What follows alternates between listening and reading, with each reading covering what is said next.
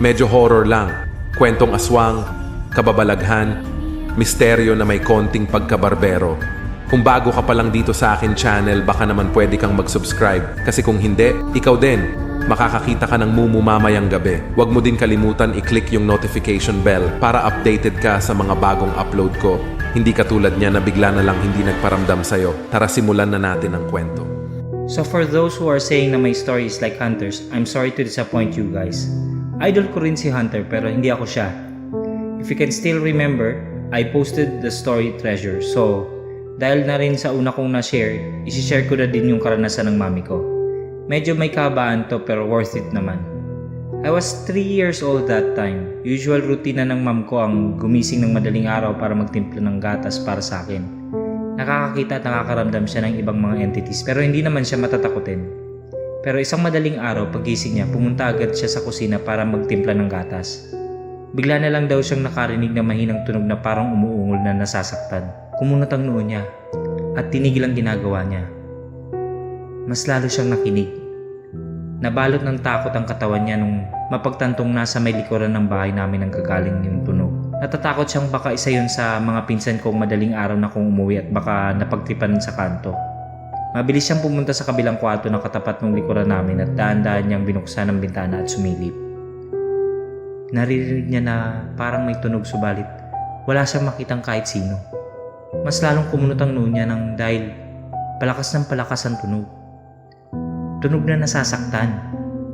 Tunog na parang nangungusap pero tinatakpan ng bibig. Ganong ingay ang naririnig niya. Dala na rin siguro ng kuryosidad ay naglakas loob siyang lumabas ng bahay at pumunta sa likod. Doon niya nakumpirmang wala ang tao. Tumigil din yung ingay kaya napabuntong hininga siya at akmang babalik na nung biglang parang nag-vibrate daw yung lupa at narinig niya ulit ang tunog.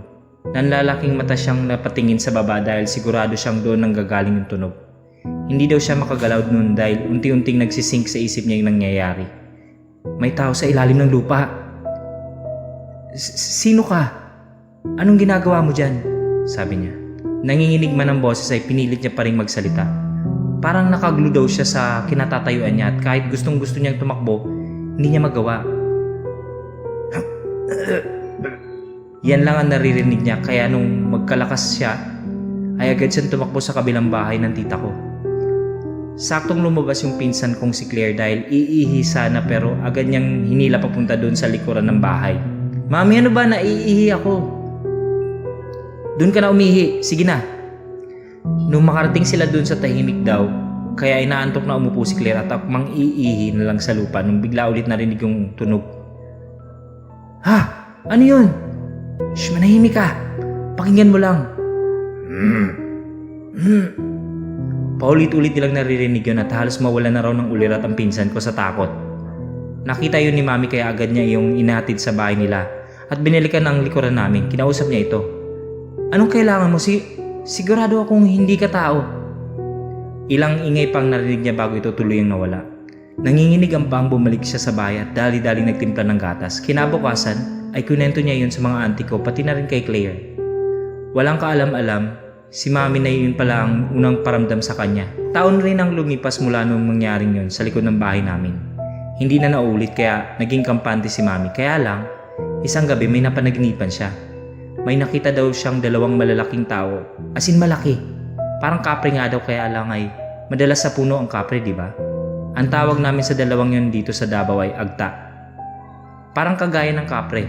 Nakita niya raw yun sa likuran ng bahay namin at may hinuhukay. Nagkalat ang lupa sa gilid at nung nilingon daw niya yung dalawa ay labis na lang ang takot niya. Bakit hindi mo hinukay ito? Ibibigay ito sa'yo. Iyon mismo ang sinabi sa kanya ng dalawang nilalang na yun at saka siya nagising. Nabagabag ng sobra mami ko kaya agad siyang kumonsulta sa kaibigan niyang albularyo. Pagpasok niya ay agad na tumahimik ang albularyo. May kasama ka yata.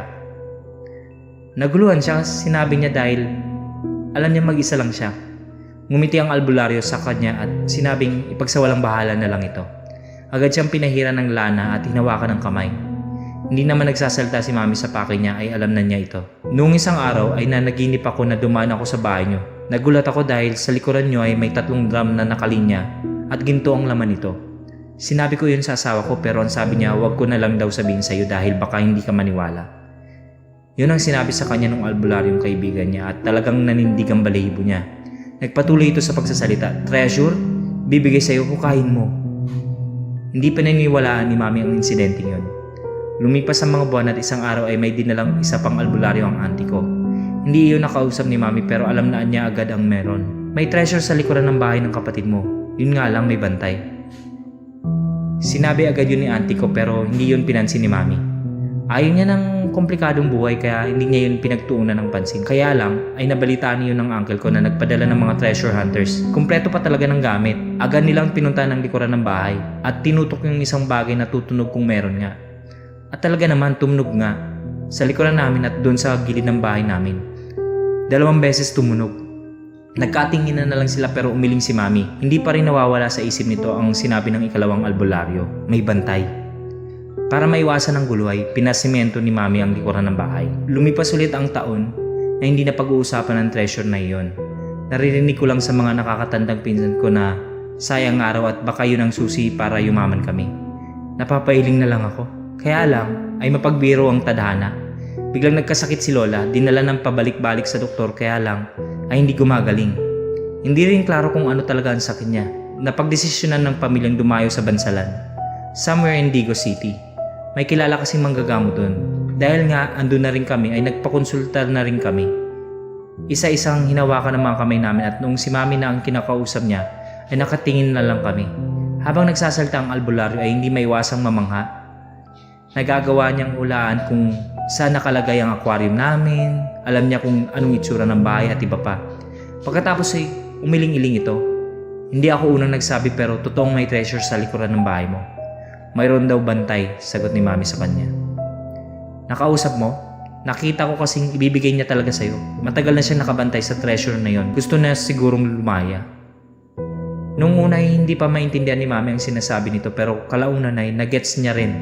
Ang tinutukoy ng albularyo ay ang nakausap ni Mami sa ilalim ng lupa. Nanindig na naman balahibo niya. "Kung ikaw ang hukay ay kahit hanggang tuhod lang, ibibigay iyon sa'yo. Kung iba ay kahit anong lalim pa, hindi niya mabibigay. Subukan mo mag-alay ng puting manok at mga kandila. Kung gusto mong hukayin ay kailangan mag-isa ka at wala dapat na iistorbo sa'yo." Sa oras na yun ay nagdalawang isip nga si Mami. Parang kinoconsider niyang gawin yun pero natigil din agad nung muling nagsalta ang albularyo. "Kaya lang, kung hindi mo naman talaga kailangan ng pera ay pabayaan mo na lang. Nakikita ko kasing hindi lang hayop ang gusto nitong kapalit." Natakot si Mami pati na rin ng ibang family members namin kaya minsan ay hindi na namin nagawang pag-usapan pa yun. Hanggang ngayon ay nakasimento pa rin ito at dinadaan-daanan na lang namin.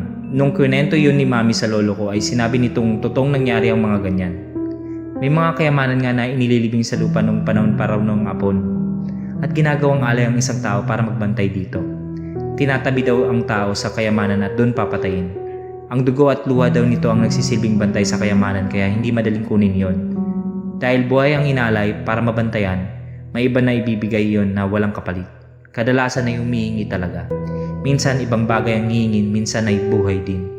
Sa mga nagtatanong ng kalagayan ni Auntie Mena, wala pa rin kaming balita. Hindi pa tumatawag si Kuya Harold. Magko-confess po ako ulit kung meron na. Salamat po sa pagbasa. Nag-enjoy po ba kayo? Subscribe, nag-upload po kami ng mahigit sa 3 videos sa loob ng 1 linggo. Salamat!